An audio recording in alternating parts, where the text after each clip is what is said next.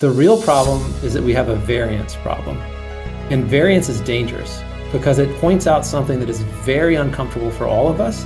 It means that we don't have control and we don't know how to create predictable outcomes. Same company, same process. That should not be possible. Like if the process were working, the outcome would be consistent, but they're not. The expenses aren't managed, they're reconciled at the end. Honestly, this is how the industry ends up at 18-day turn times, and we all have huge variance of performance across our portfolios. And this is why it matters. Across 5,000 units, the difference between being at 5 to 7 days and being at 15 to 20 is $500,000 across 5,000 units. Problem. And every extra day and every amount of variance is costing your portfolio performance. And the operators who are winning here aren't working harder. They changed how the system runs.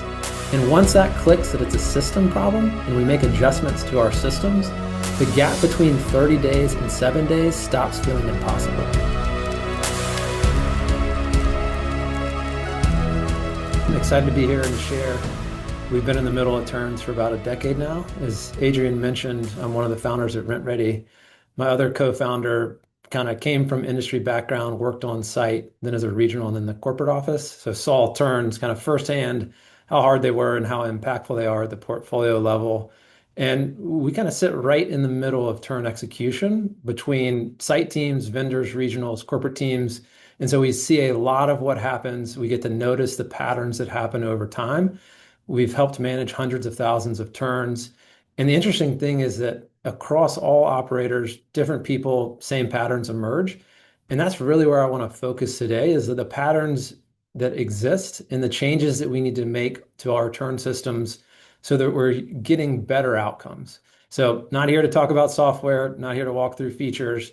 What I really want to talk about is something that we already all know is broken, but most of us just continue to accept that as the status quo.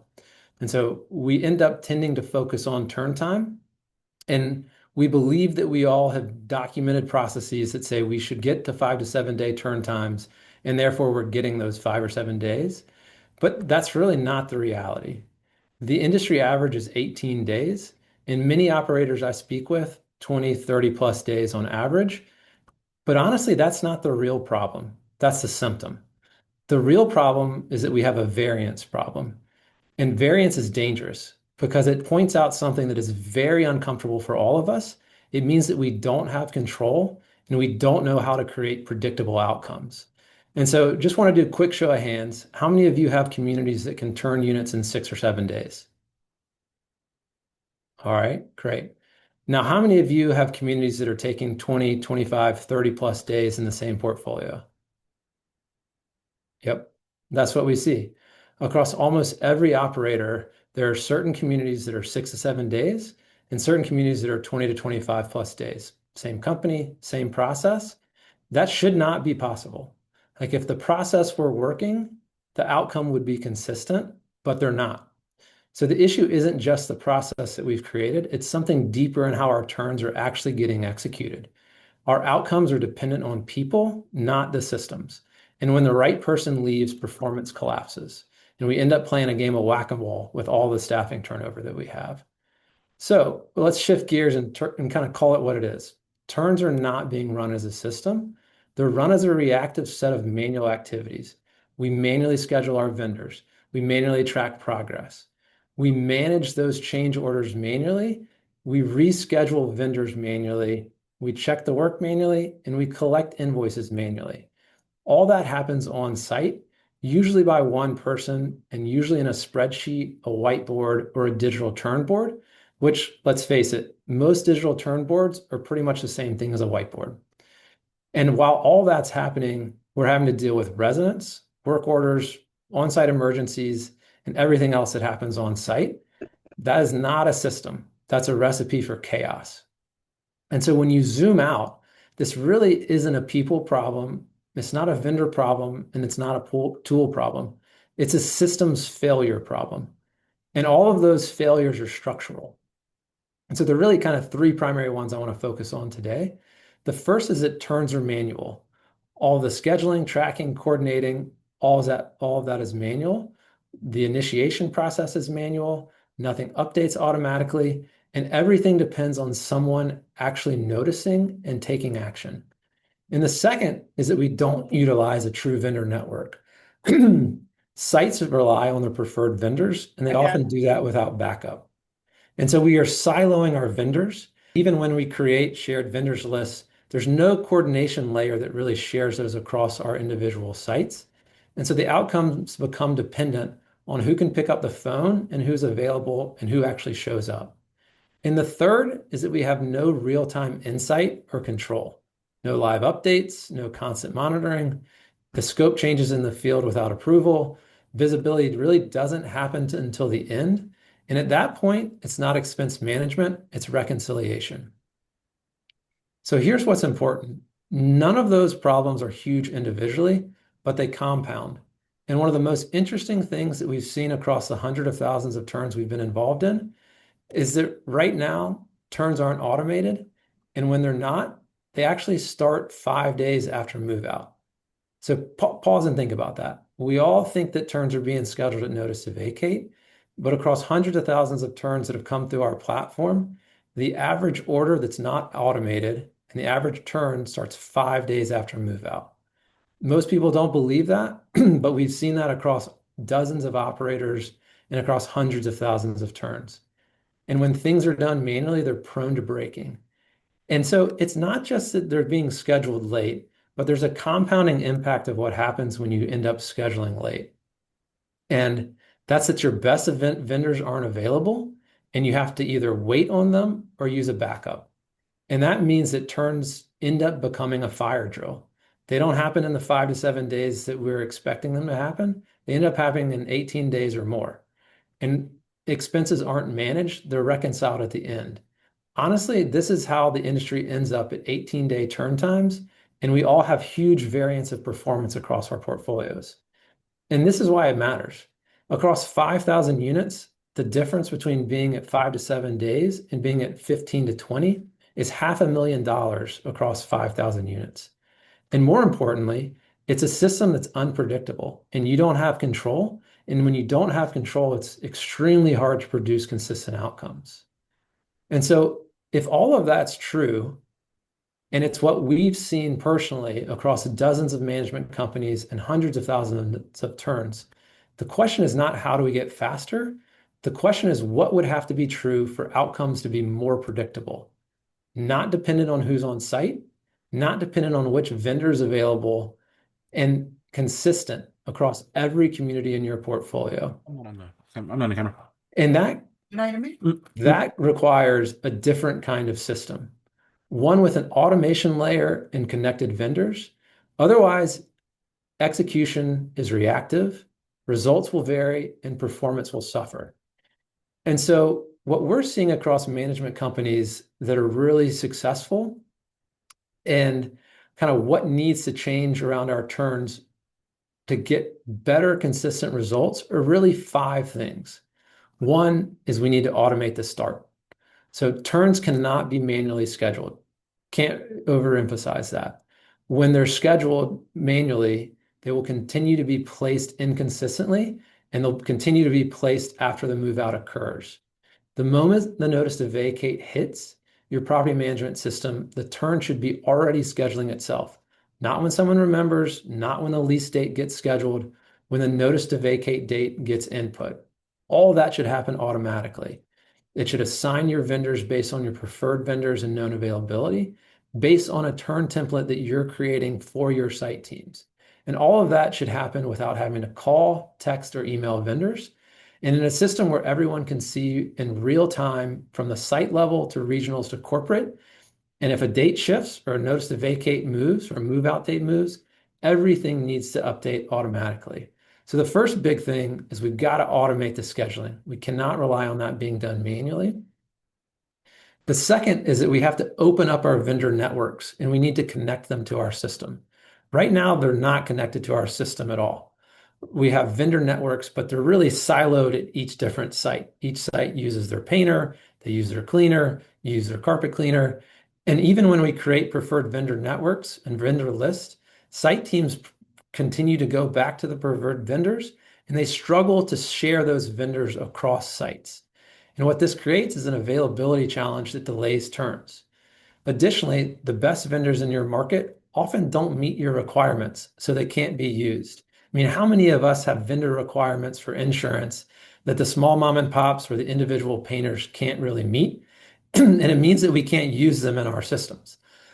In order to fix this, every vendor needs to be integrated into your system.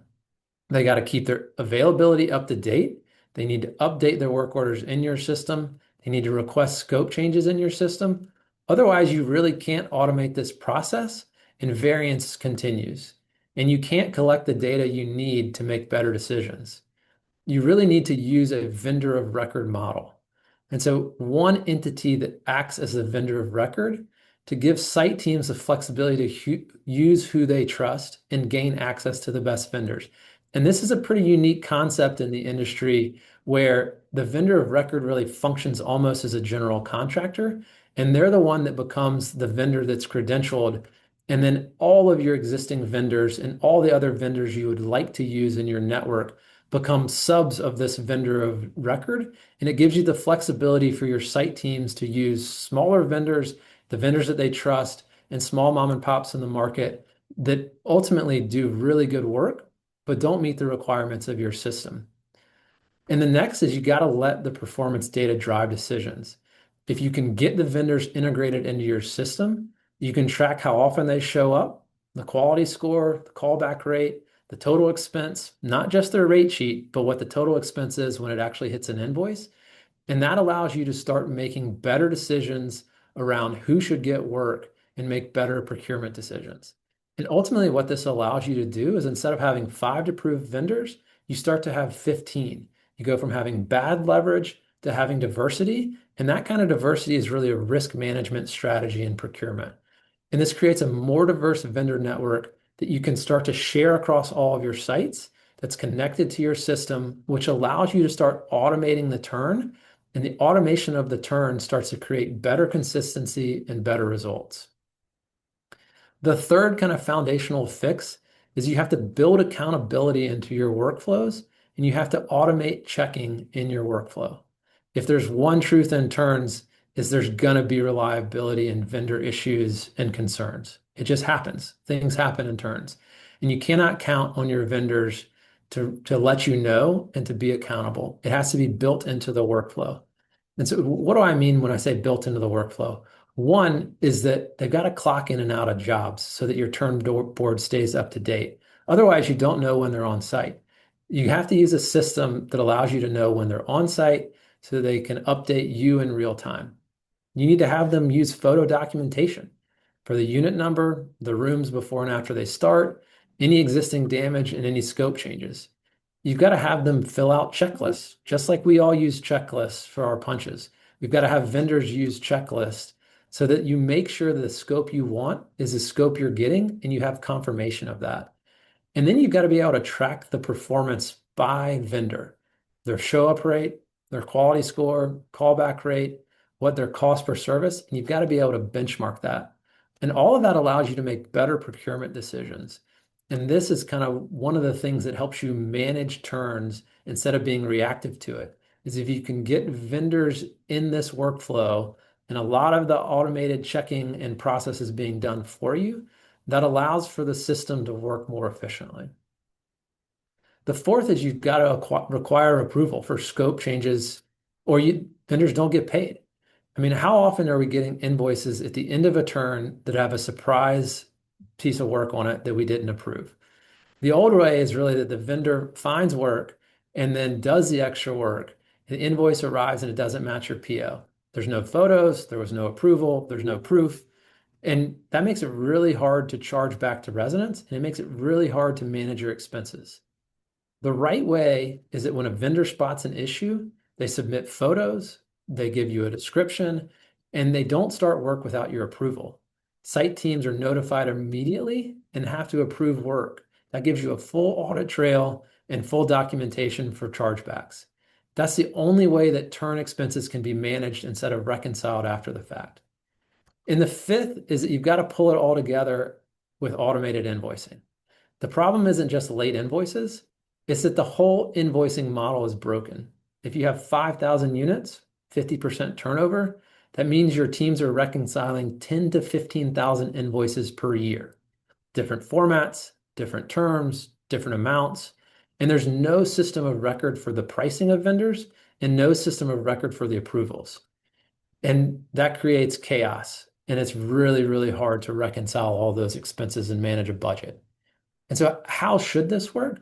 Vendor pricing should be built into your system.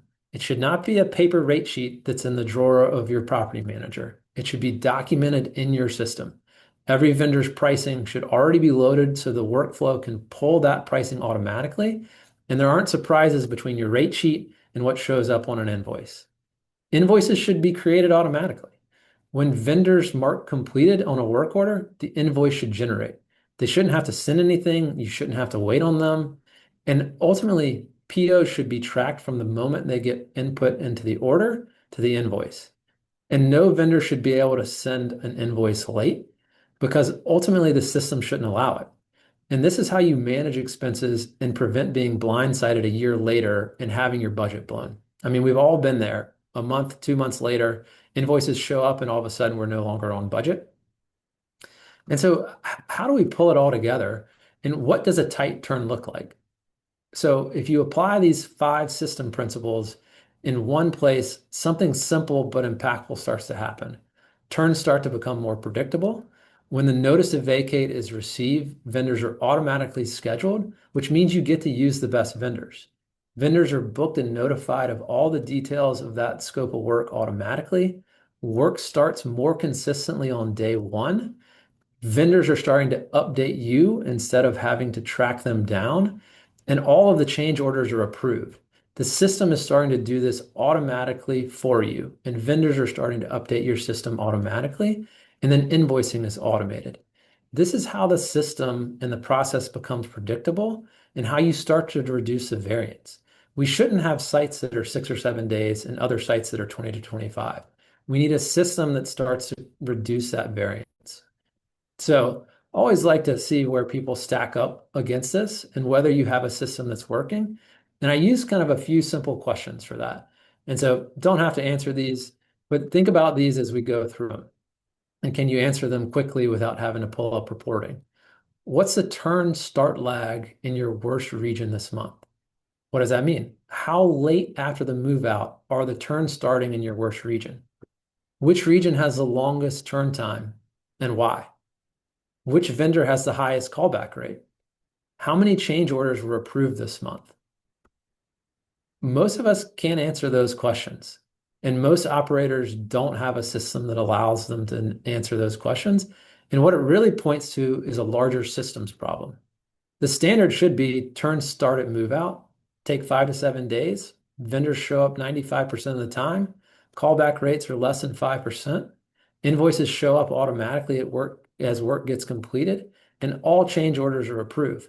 But that's just not the reality we're living in. Most of us aren't there.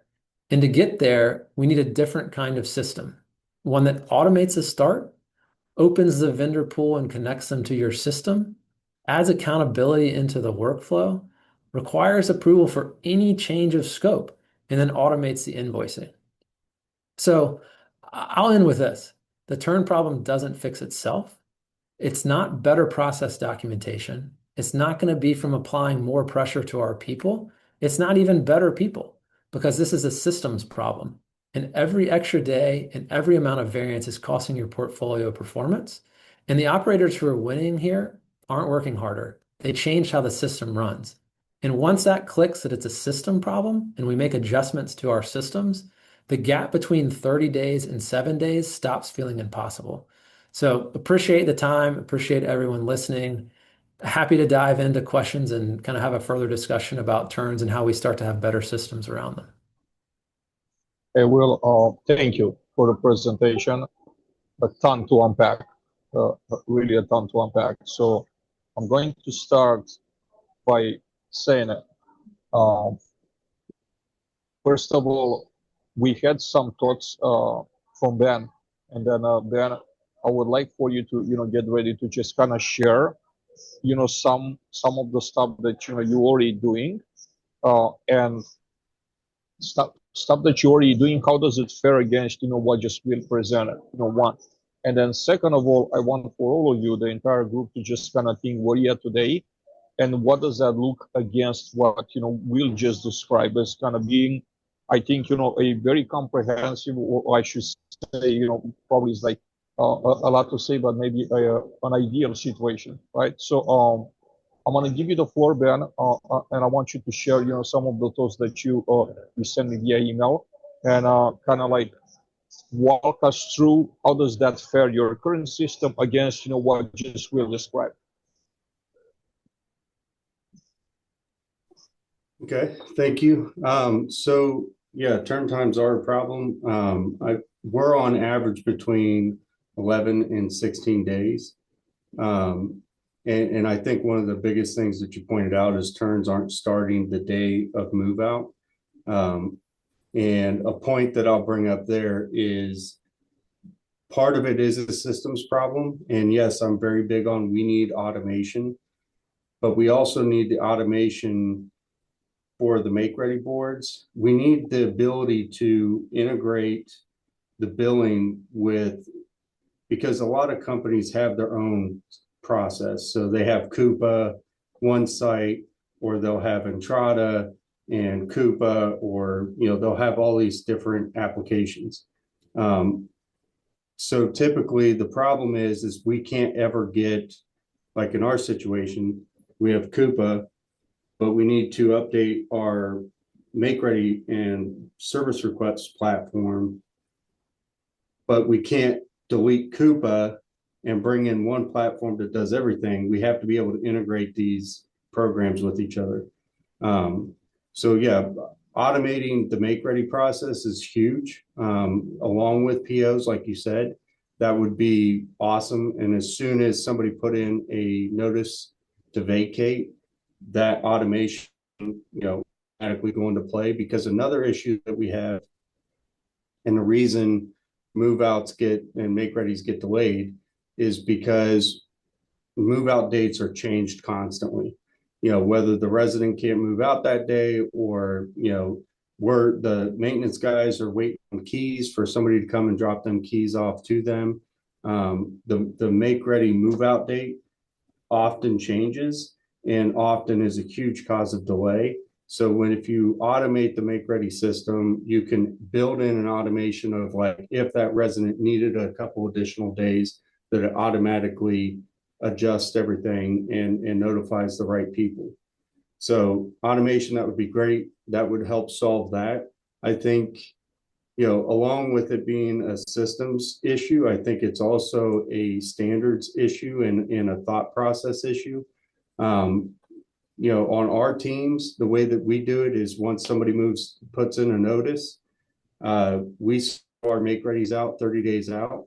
So if it's April 15th, we're going to do all of our make readies for May, all in May. We'll have all those pre-scheduled out. And then what we do is the service managers do a pre-move out walk, and they do the move out walk. Now, the biggest thing is getting behavior changed. Most wait for somebody to give them keys. We need to stop the behavior and own the make ready as soon as it goes on notice. So we're not waiting on keys, we're going after keys. If we know somebody's moving out tomorrow morning, that SM goes in, grabs the keys, goes, knocks on the door. Most of the time the resident will leave the keys behind. I see somebody's got their hand up.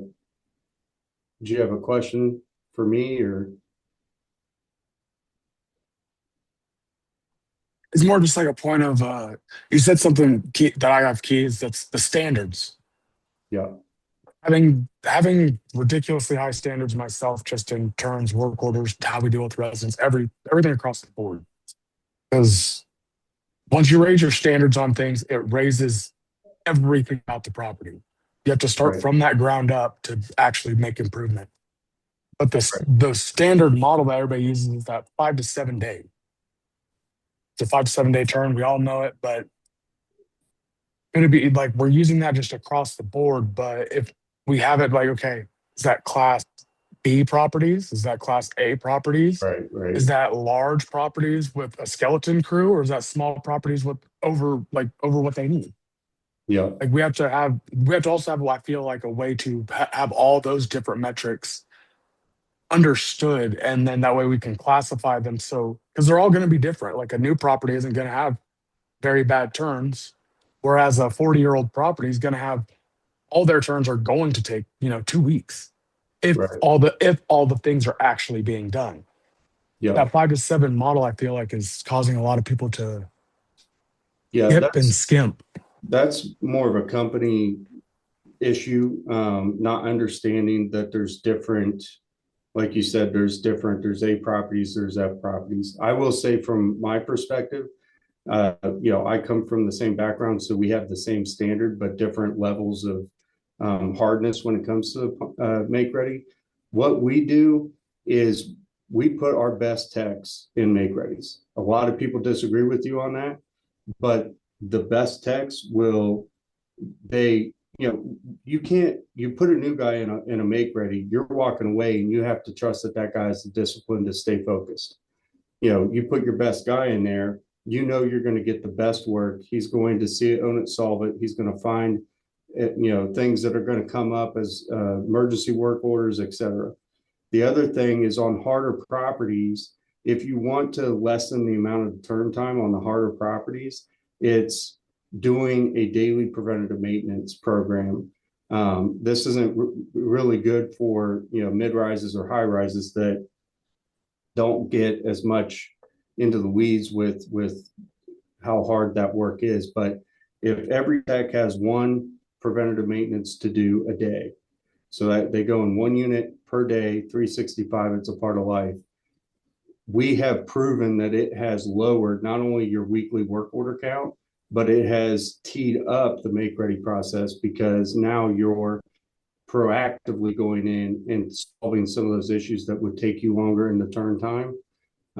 So that's part of it too. But those are just a couple of my thoughts. I'm willing to go a little bit deeper in there, but to your point of automation, it's a huge need.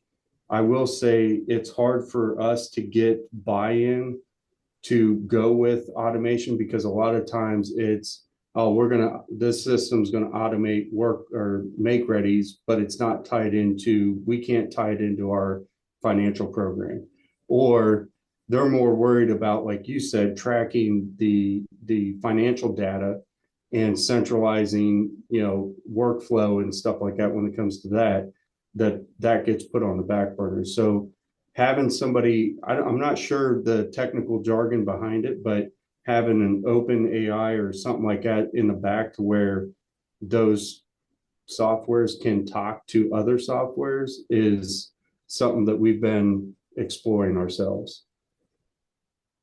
Yeah, completely. A lot of great points there, Ben. And I think one of the things you just hit on at the end is you have to have your vendors on the system to be able to automate it. And there are Right. very few systems that allow you to put your vendors on it and actually communicate with them well. And the other thing I'd say is, like, it sounds like you have a great process. One thing I'd be curious around is, like, how, and if it's possible in your system, like, track whether they're scheduling in advance and whether they're performing the walk, and like if you've cracked that code or not, because So that ends up being a really hard part of it. I would say the pre-move out walks, those are tracked via work order, right? Those are, we preach consistency, not perfection. So you're going to have seasons in maintenance where you can do a pre-move out walk and you're hitting them, on point.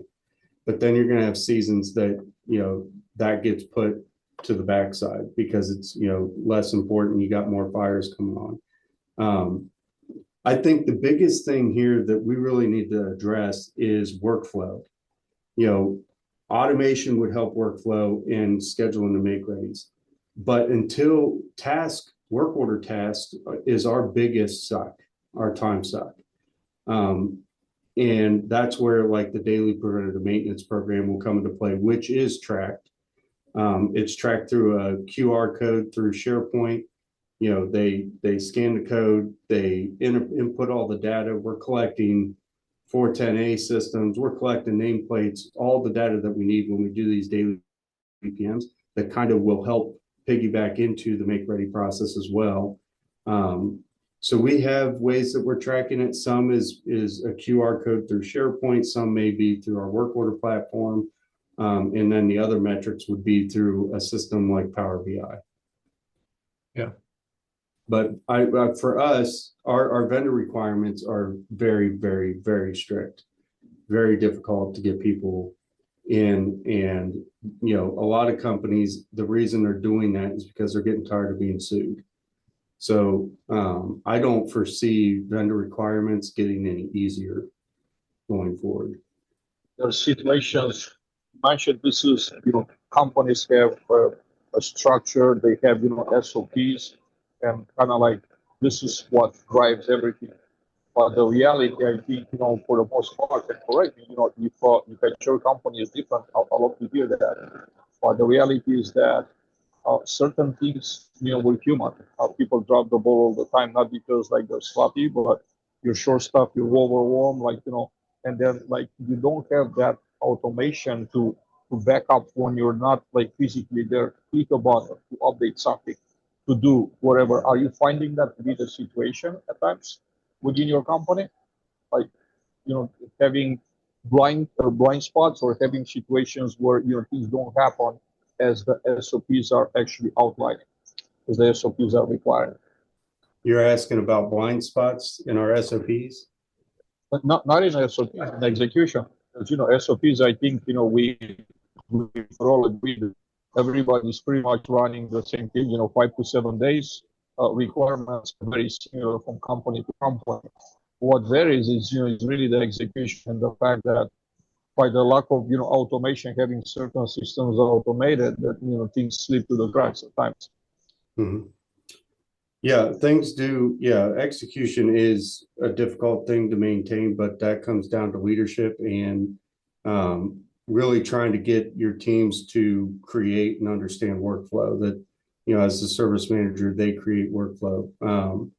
We have hundreds of SOPs, way too many, probably.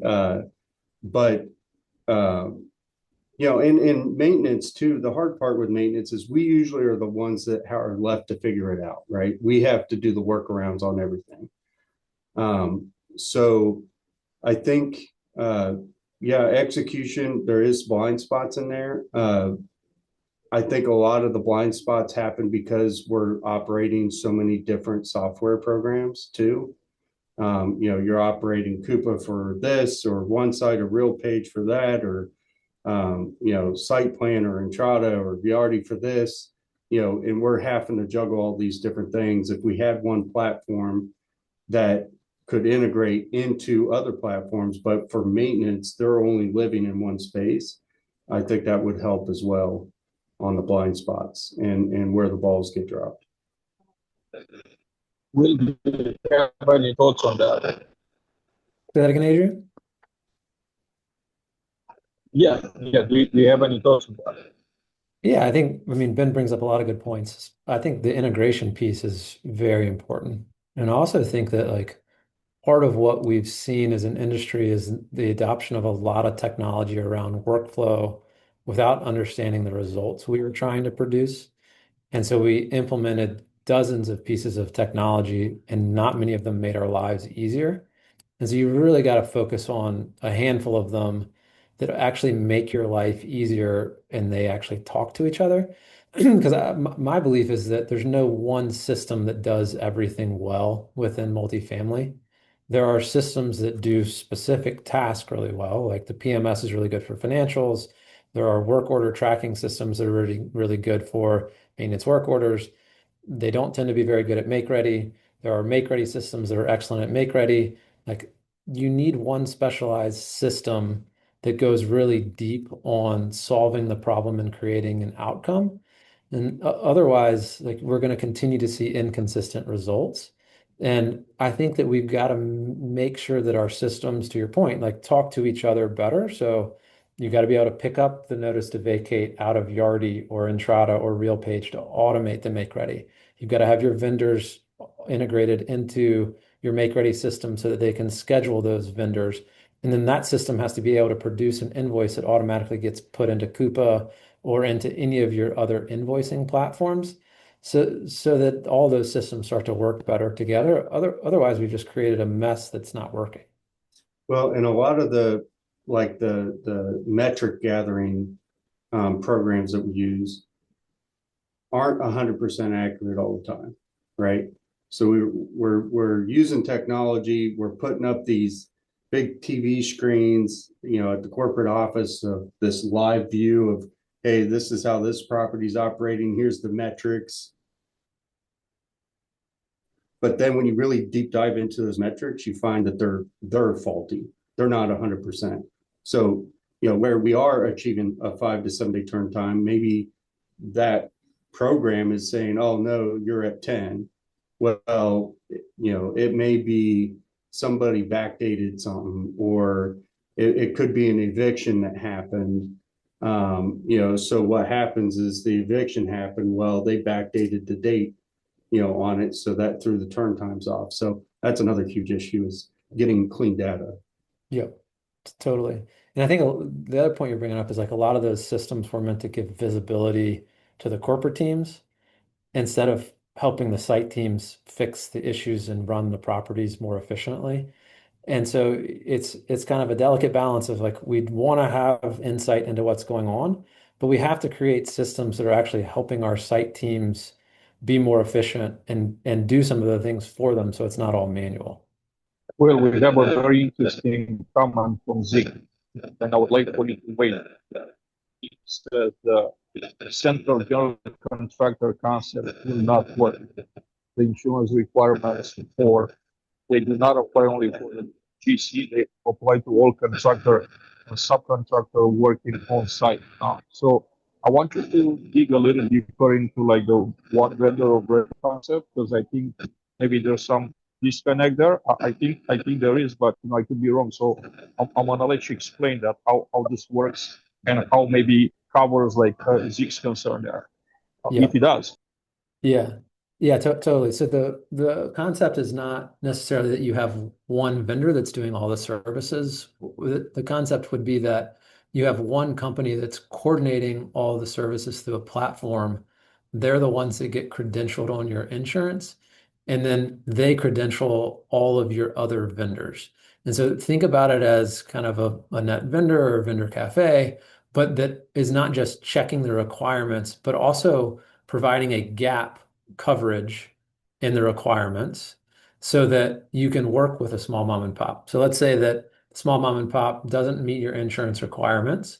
Like this platform and this vendor of record could then be the one that's on the COI, and then they're bridging the gap between the insurance of the sub versus the insurance of the individual community needs. And then that does a couple of things. One is that it makes sure that you have one very reputable COI that manages your risk.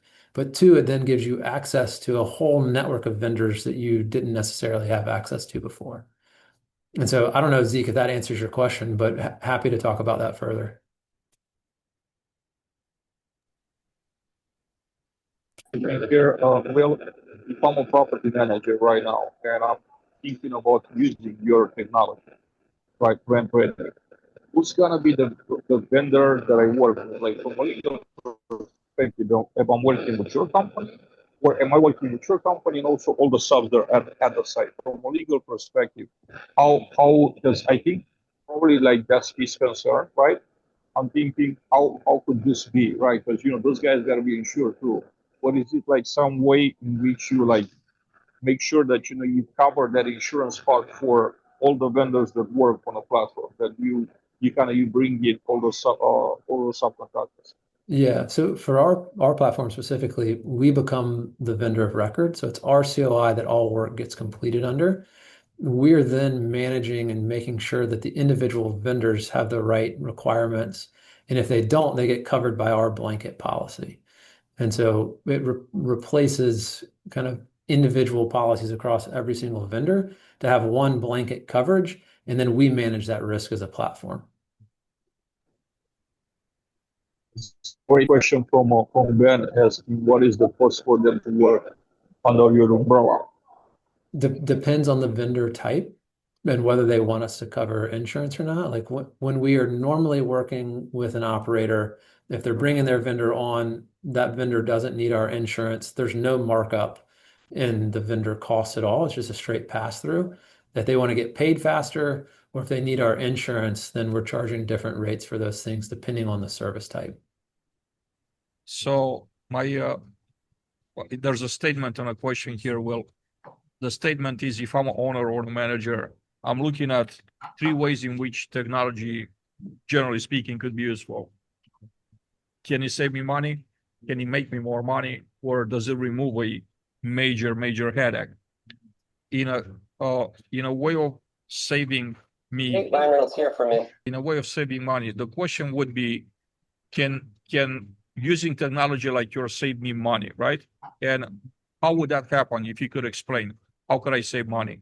Yeah. So the first part of it starts by looking at vendor rates. And so one of the ways that we didn't talk about variance is that when you look at a portfolio in the same market, you can have a painter that's $350 and one that's 850, and their performance may not vary. And so one of the first things we do is we collect all of that data, kind of like an RFP, and we'll show you what vendors are what cost. And then you can standardize around a certain rate that you want your portfolio to operate. The second is that we're going to open you up to other marketplace vendors that might be more competitive. And so there's kind of the initial rate setting, which can save you money. And then the second piece of it is expense management. I mean, my belief is that most add-ons aren't approved, and there's a lot of things that show up on invoices that probably were not the scope of work you may not have wanted to happen. And so when you document all of that work and you require approval, you can then manage the expenses better. And so what we've seen through our platform is about 20% of add-ons get rejected. That's 20% of the work that doesn't hit an invoice. And so all of that is also expense saving as well. Another big pain level is all this paint matching or mismatching, right? I'm taking over a property, there's 6 to 12, types of paint. And I can't afford, my budget doesn't allow color change on every single unit, right?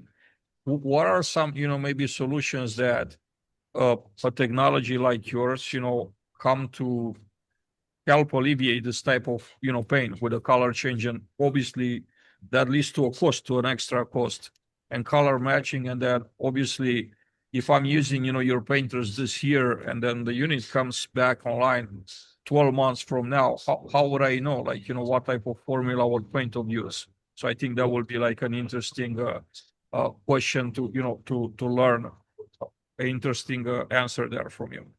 Yeah.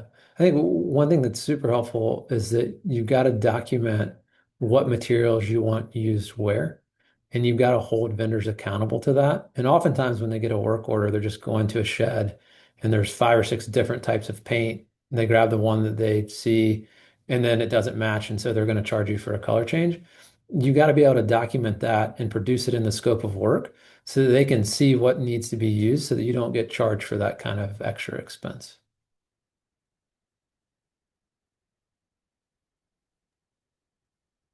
What are some other advantages that you see by using like an aggregated platform, right, versus using just particular vendors for particular trades? Invoice is one of the ones you mentioned, and I think probably maintenance, we as maintenance professionals, we don't have a lot of involvement into the process of processing bills. But then, how many times, how often do we see our managers getting mad and saying, this is your guy, you brought in the guy, you got to go after the invoices. This is like 6 months later and we're like screwed. We're not getting invoices timely, they're not submitting, and this is a big problem. Maybe you could speak on that a little bit. Yeah, absolutely. I mean, we hear this in almost every conversation is that vendor invoices come late and that ends up blowing budgets. And so like that has a huge impact kind of not only on our own bonuses when we're kind of managing to a budget, the team's bonuses, the site performance, what financials get reported to our investors, And all of that starts to be a real problem when you're getting invoices late. And so adopting a system that aggregates it and gives you an automated invoice alleviates some of that. And then Adrian, to your other question, like what are some of the other advantages of having less siloed vendors? Like one is that you're not waiting on the vendor to be available and you have backup options. And so often what we see in a portfolio is site A uses painter A and will not use any of the other painters that are being used by that operator. And if you have a system that allows you to see when they're all available, automatically schedule them, it makes it much easier to share them across sites, which then means that you can have turns that happen more consistently and more predictably. Yeah, you're 100% right. So back then I managed 3 sites. I ran 2 painters, 2 cleaners. I had 2 vendors for everything, but I will say it's hard to get some other service managers to have to do that because of the billing. Because then you have to schedule with 2 vendors, you have to do billing for 2 vendors. But it sounds like your platform would kind of do that for you. It would just be an availability thing. That's exactly right. So they get loaded into our platform. And so you have the pricing that's already there. The invoicing gets automated. So it really is just seeing which of the 7 painters in the Charlotte market are available. And then the rest of it gets automated. Like the thing I hear from site teams is it's super challenging to find them, hard to credential them. They don't meet requirements. And then when you spend all that time, it's then frustrating because you can't use them. And so you end up finding one and like sticking with them regardless of whether they're producing what you really want, because it's just hard to find and change vendors out. And so this makes that much easier and allows you to share them across sites within your management company. Well, another question that I have is regarding the quality of work, right? I understand that your product brings visibility into pricing, allows me to shop around even beyond what's, I guess, an approved vendor in my compliance depot or net vendor, whatever system I'm using. But then everybody here knows on a call probably that's saying that you get what you pay for, right? So if you're gonna go with the cheapest guy and it ends up that you give them like 5 apartments and the worst things, and then you have to fix, like, did that really fix your problem or created a bigger problem? So the question that comes to mind is that is there any type of like does your technology have any type of like rating system for vendors that tells me as a property manager, hey, like this is a red flag here. This company is rated like 2 star. They might be Yep. the cheapest, but they get a lot of bad reviews. Yeah, absolutely. So as part of our system, you can look at different vendors. You can see kind of the callback rate. So how often are they having to go back to fix work? You can see how many sites have restricted them, which means no one wants them to come back to that site at all.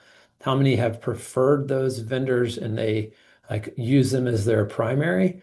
And so ultimately you have data around their quality, their reliability, and their expense. And that's really kind of how you start to make better procurement decisions. Like what we've found is that at this level of make ready, the procurement of make ready vendors is really a black box. And so we're trying to expose that data so that you can tell kind of what the quality and kind of value of vendors is. There's another great comment here from Hunter, and I want you to weigh in on. He says service contracts are very helpful in this situation. I'm not sure at the time what was the situation that he described, but he says unlocked agreements to minimize set vendor for set area to minimize the difference in pricing. So if I'm using technology like yours, do I really need to have like service contracts, or does your platform already do that work for me? Yeah. Explain, please. I think the most important thing is to have an understanding of scope and price to scope, and then understand if there's variance to that. And so when we're setting up a relationship with a vendor, it's all about like what's the work that's going to be performed and what am I going to pay for that work and having a mutual understanding of that.